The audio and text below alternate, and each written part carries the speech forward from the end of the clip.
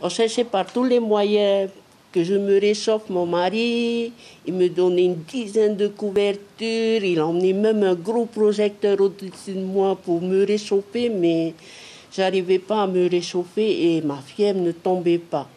C'est seulement à l'hôpital, quand je suis arrivée à l'hôpital, qu'on m'a confirmé que j'avais la leptospirose. En effet, c'est en 2006 que Nancy a contracté cette maladie infectieuse. C'est au cours d'un après-midi pluvieux, après avoir nettoyé son jardin, que les symptômes sont apparus rapidement. Un véritable cauchemar pour elle et toute sa famille.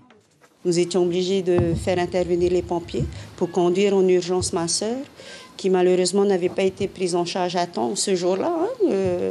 Après, on l'a mise sous coma artificiel et dans la soirée, on nous annonce ça. Malheureusement, cette maladie-là a provoqué d'autres maladies, des maladies qu'elle n'avait pas. Elle était toujours en pleine forme, elle était saine. Avant, je n'avais pas ces maladies, mais après la leptospirose, ces maladies-là se sont révélées comme l'asthme, j'ai une polyarthrite ankylosante, j'ai les reins malades, enfin, j'ai plein d'autres maladies.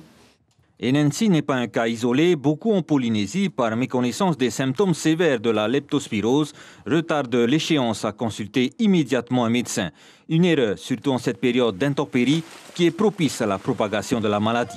La bactérie qui donne la leptospirose est émise par les urines d'animaux porteurs comme le rat. Avec cette pluie-là, ça se dissémine partout.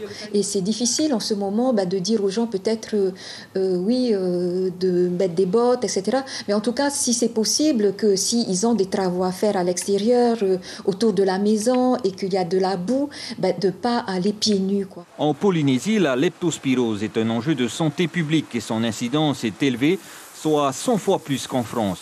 100 à 200 cas par an, avec 1 à 3 décès comptabilisés. L'information en continu sur Polynésie la première, Internet et réseaux sociaux.